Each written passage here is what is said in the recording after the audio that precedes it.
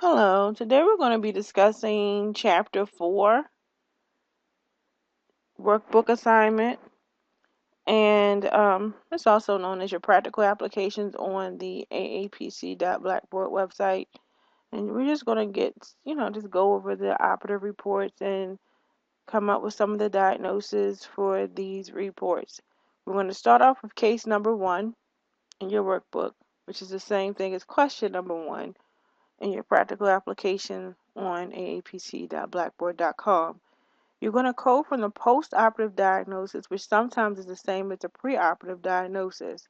In this case, they both are the same. The splenic abscess and multiple intra-abdominal abscess related to HIV, AIDS, and hepatitis C is your post-operative and pre-operative diagnosis. When your pre-operative diagnosis and post-operative diagnosis are different, you would code for the post-operative and not the pre-operative diagnosis or diagnoses if there's more than one. Okay, so you will need to confirm the information in your heading or the beginning of your operative report is confirmed in your body of your operative report. So you'll be looking at the findings and as well as you'll look at the description of the procedure to see if there are any additional diagnoses, and you will be looking to see if there are the diagnosis that you have in front of you in the post-operative diagnosis is confirmed throughout that report. So I'm going to kind of skip around in the report because I've already read the report.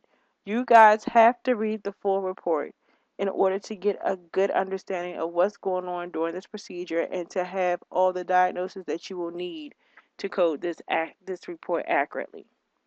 So let's look in the report. So we're going to start with the first diagnosis, which is splenic abscess. So you will need to look through the report to see if this patient actually have splenic abscess. So as you can see in red, I have right here, and I'm going to use a highlighter. It says, with CT scan showing mass of left upper quadrant abscess surrounding both sides of the spleen. There you go. First diagnosis has been confirmed. And I'm highlighting with yellow. Okay. So it's okay to code this one. And I'm just going to highlight and match up the colors to show how they're found throughout the report. This patient also had multiple intra-abdominal abscesses.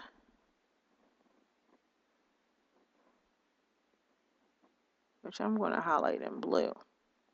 Okay, so it says in here as well, multiple other intra-abdominal abscesses below the lobe of the liver in both quadrants and in the pelvis were found. Okay, so they are confirmed there. The related to HIV and AIDS and hepatitis C is not going to be reported throughout this report because this report is basically for the procedure of the splenic abscess and multiple intra-abdominal abscesses. So if you don't see it, the HIV and AIDS and hepatitis C throughout the report, it's okay, it's fine. It's in your post-operative diagnosis, it's okay to code from it. Okay. You'll also see throughout this report more information about the abscesses and things like that. I'll quickly just show you quickly what I'm referring to. It'll say that once the abscess cavity was completely open, it was evident that spleen was floating with this pus. This is giving you the location this abscess, which I'm going to put back in yellow. And then there's also said, as has been predicted by the CT, this was irrigated capoisely, and then the left upper quadrant, subhepatic and pelvic abscess. And these are the rest of the abscesses that were found. I'm going to highlight that in blue. Well, turquoise, whatever color that is. Okay, so it's been proven. So you have how many diagnoses to code? From the looks of it, if none of these are combination, you're going to have 1, 2, 3, 4 diagnoses. If the patient has HIV/AIDS, you're going to code for the AIDS, of course. Okay. So we need to code for splenic abscess, multiple intra-abdominal abscesses, and HIV/AIDS, which is going to just be AIDS, and hepatitis C. Okay, so they've been confirmed. All right, so next what you're going to do is you're going to need to grab your ICD-10 book and come up with your diagnosis. Now, coding for these, you need to figure out what is your term that you're going to use to look these diagnoses. What is the main term in these diagnoses here? Diagnoses, actually, is what I'm trying to say. So, I'm just going to copy them because it's the easiest way to do it for time. I'm going to copy these.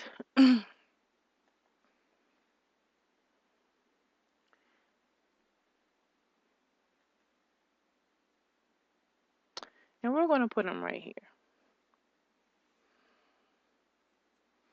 So,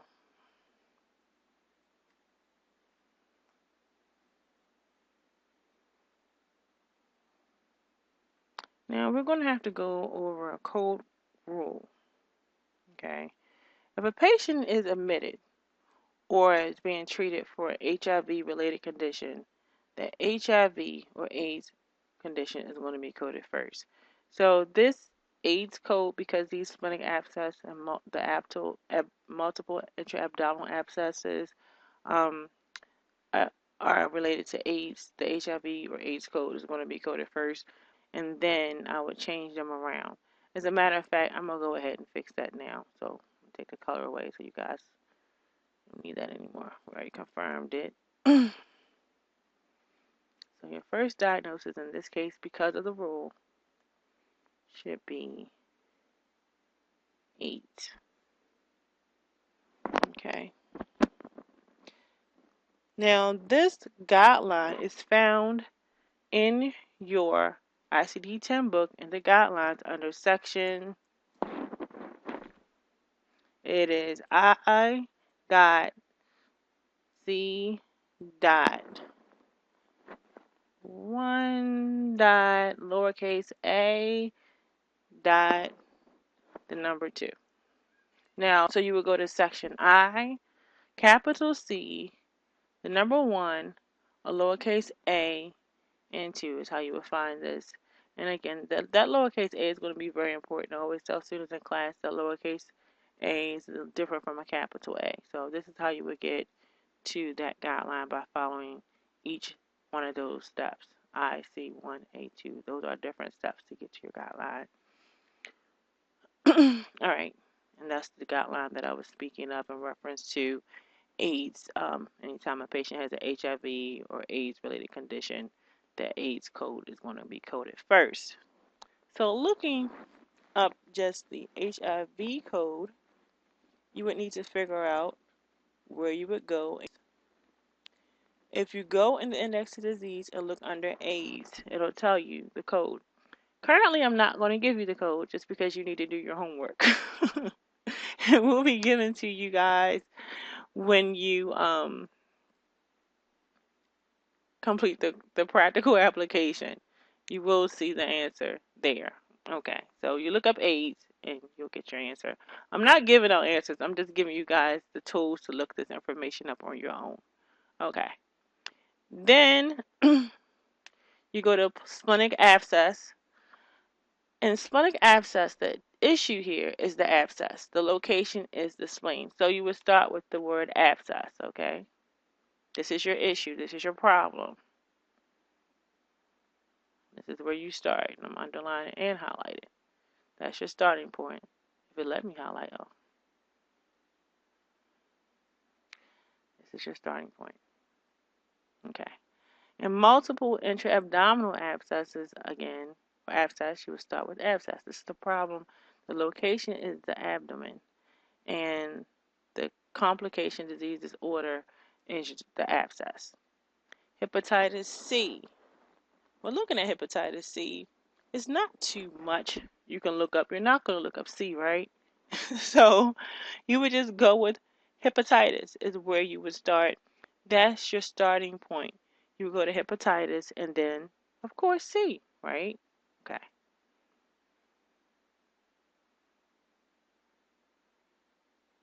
And there you go. And then you guys will get your diagnosis and go from there. Alrighty? So now we're going to move on to question 2. And here's a key term right here. Mr. Martin, letting you know this patient is a male. Was seen in the office and he has breast cancer. Now, in this situation, you can see this report is set up a little different from the other report. It's not in your face. You don't see preoperative and postoperative. They give you a history of this patient and what's going on with this patient, but it's actually written in a different format. And that's what you're going to see. Some cases is just in the top right there, preoperative, postoperative. Others you may have to read through the report to get the actual diagnosis. As you can see, it's not written out the same. But in this case, you will know this patient needs continued management of his breast cancer. So I'm going to highlight that in yellow. He is having some increasing pain in the breast, which is due to his cancer, which is that, this patient has pain related to his cancer, which is known as a diagnosis of having a related pain related to a neoplasm. This patient also states he has some neck pain. This is another diagnosis. Now, neck pain has nothing to do with breast pain, so even though this is a symptom, you can code it because this is different. It's not related, so you can code this as well. It does not seem that it's getting worse, and he's just going on to tell more about those symptoms. He has no constitutional symptoms, and he go on to tell you more about that. This patient, abdomen was soft, and I'm not going to go through all that, but that's basically what you're going to get out of this report, okay? Next, you're going to have to look at the assessment. You have this patient has adenocarcinoma of the breast, which we knew this patient had cancer by reading this information up here. But this is more specific.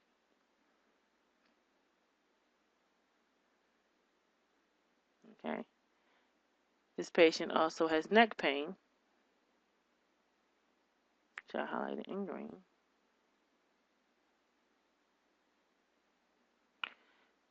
Okay. This is telling you the stage 4 this patient has. This is the type. The patient has stage 4 adenocarcinoma of the breast. This is part of this diagnosis. I'll just highlight the whole thing. He also has a positive estrogen receptor status. That's another diagnosis, which it may not look like a diagnosis, but it is. And this patient also is on tamoxifen. Tamoxifen is basically something that's given to patients with cancer to stop the spread of the cancer so it doesn't spread any further.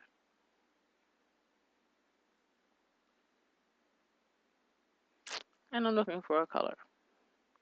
So there you go. You have adenocarcinoma of the left breast, that's one. Positive estrogen receptor status, that's 2 diagnoses. Neck pain, that's a 3rd one. Use of tamoxifen is a 4th one. And you guys will not be coding for all drugs that are being used. It's just some situations you will need to code the use of, like a use of a steroid, the use of an anticoagulant. Those are some of the common ones. The use of insulin. But it's not a lot of them that you're going to code. So don't worry about coding for all the use of diagnosis codes, like for every single medication the patient is on. That would be so time consuming. As you go through the course, you'll kind of figure out which ones you need to code. Okay. So there you go. You're looking here, you have this information. You're probably wondering, like, where do I start with this? Because this patient has an adenocarcinoma, I would start with adenocarcinoma because it's going to, and I'm going to copy and paste this at the bottom, because it's going to tell you where to go. Anytime the patient has a specific type of cancer, you should look that up just to see, just in case, if that information is found under that specific site, or a specific type is what I should say. Otherwise, you would go to neoplasm automatically. But in this case, because it's a specific type of cancer, you need to go to that specific type. And when you go there, it's going to tell you something. It's going to say, see, you go to adenocarcinoma, because I'm going to underline it.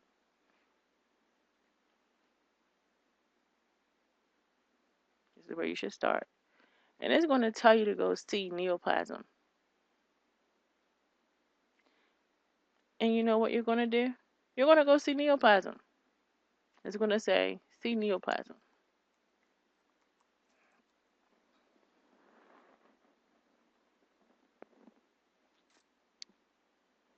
It says see also neoplasm. I wanted to make sure that's about neoplasm. So you go to neoplasm and see also. Okay, so that's important. And when you're coding for neoplasms, unless you're told otherwise, you're going to go to the primary column just to start, and that's just a hint type situation. You go to the primary column first. Okay, so you'll look at neoplasm. You'll go under primary, unless you're told that it's carcinoma in situ, unless you're told this patient has a metastasis, unless you're told something different. You want to go to the primary column for this. So if that's where you're going to go. You're going to go to neoplasm because it tells you see also neoplasm. And of course, this location is of the breast. Okay, so you will need to make sure you go to that location, go to neoplasm, look for breast, and make sure you're in the primary column. Okay, it's very specific information here, so make sure you go to the highest degree of specificity, being as though this is a male, and it's also telling you the left breast. Okay, so make sure you're coding to the highest degree of specificity. And also, I'm not going to give you guys the answer because you guys are responsible for doing this home assignment, but I do want you guys to know where to go to find this information. Okay, this patient has also been noted as having a chronic pain from a neoplasm, which is located here at the top of the report. So you can go to pain, because you know what, pain, guess what, is your main term here. The type of pain is neoplasm related.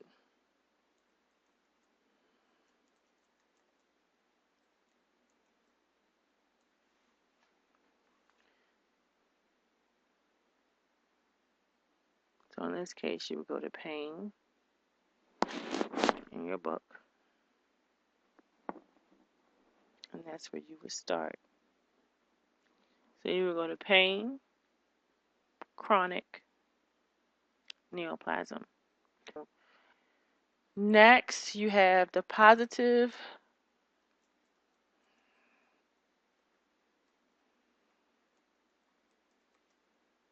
estrogen status. Okay, looking at that may be a little confusing of where to go because of the fact that it says positive estrogen status. A lot of times when a diagnosis ends with the word status, that's where you're going to start. So you're going to start with the word status. Okay, so you start with the word status in this case. And where do you think we go from that? It's pretty simple. You go to estrogen.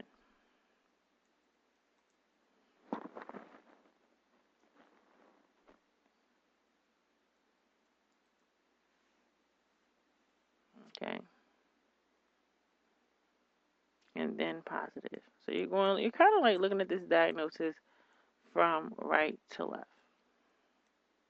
So it's status, estrogen, estrogen receptor, and then positive to get your answer. Okay. So for the pain in the neck, you will look up pain. first because that's the issue, and then neck. Even though this is underlined, I'm going to fix it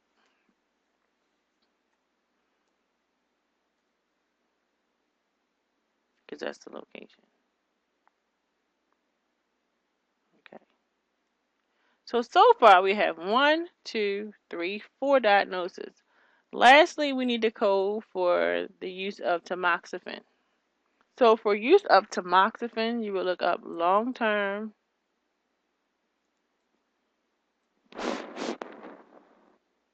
drug therapy.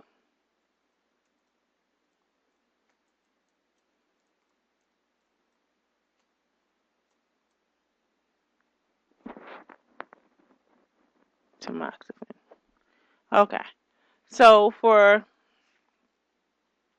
tamoxifen, you can look up long-term drug therapy tamoxifen, and that's how you're going to find it.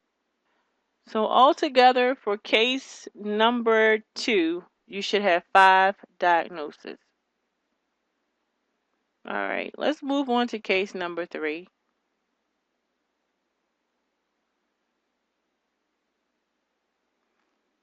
Okay.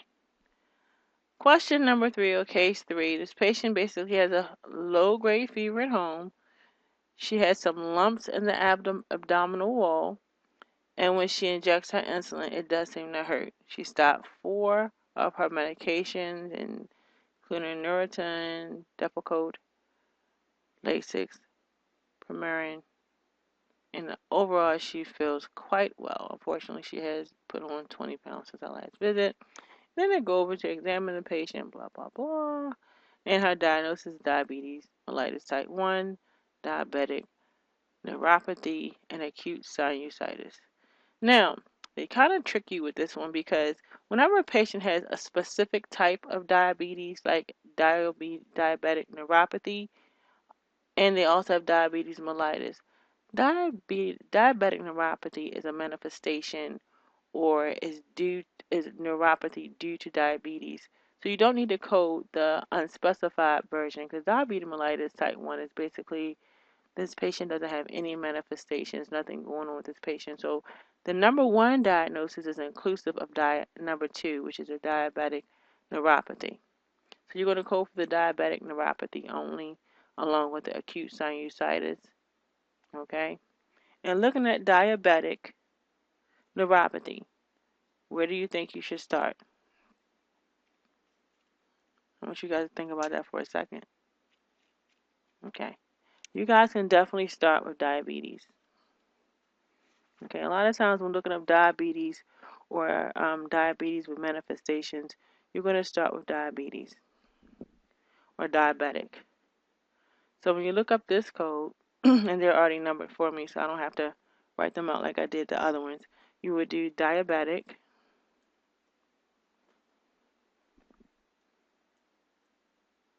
type 1 because it is specific of the type.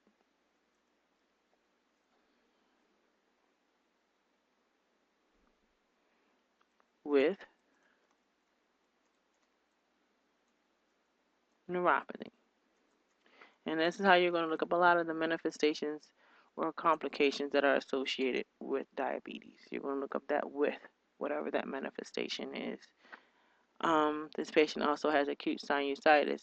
You're never going to look up a diagnosis based off of the terms acute or chronic.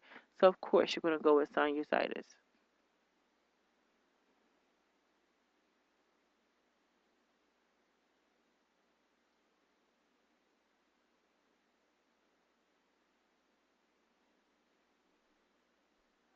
I didn't mean to do that. I meant to underline.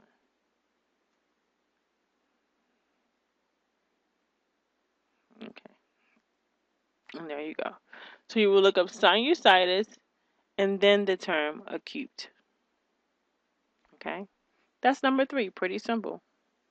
So in this case, you have 2 diagnoses, diabetic neuropathy and acute sinusitis.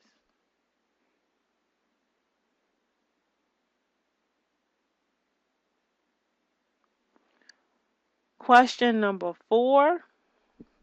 The patient this is kind of like And the subjective part, which is the same as the history of present illness of a patient, is that this patient has coronary artery disease along with hyperlipidemia. So they're letting you know what the patient has. And I'm just going to highlight the whole thing in yellow.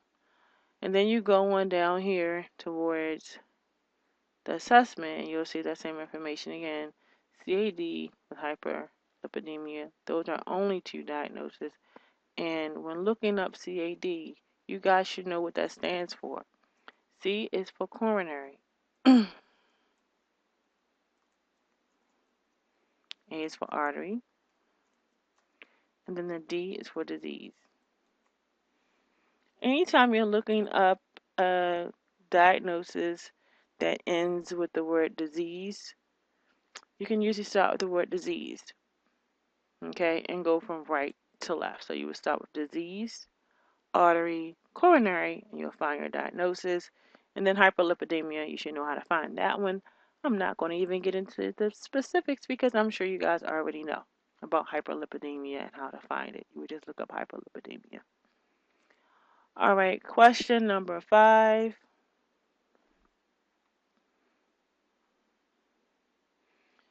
This patient, and this is going to be the last one for us guys. The rest of them you're going to be on your own. I just want to give you guys a little head start. For question number 5, you have a patient that has bilateral profound sensorineural hearing loss. That is your preoperative and postoperative. So this is definitely going to be your diagnosis if everything's confirmed in the body of the report. So once you read over it, you'll see that in the indication, it says this patient has progressive hearing loss. It's there, so it's in the report. You scroll down to the bottom. And that's basically where it's mentioned. So it's in the report. You can code for it. So if you look at a patient that has profound sensorineural hearing loss, the problem with this patient is that the patient has loss of something. Okay? So, type it out.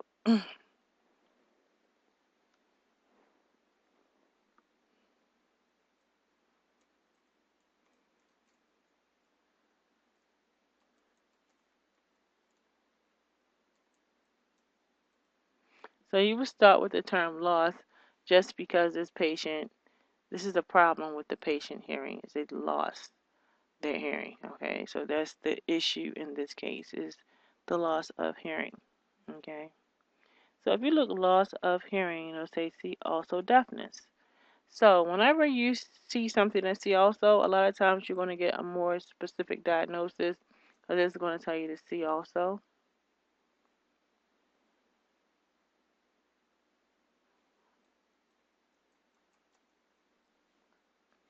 And in this case, it's deafness. And you will do that. You will see also deafness, which means go to deafness. So if you go to deafness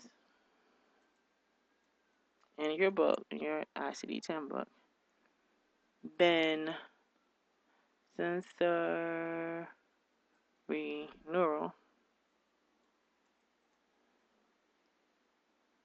and then bilateral, you'll get your code for that one. Okay, guys, I hope this review was helpful.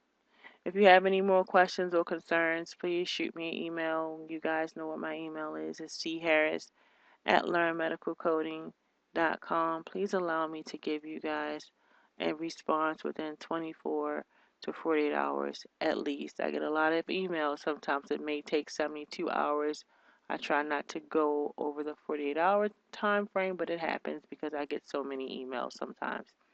So guys, have a nice day, and thank you for listening to my little review.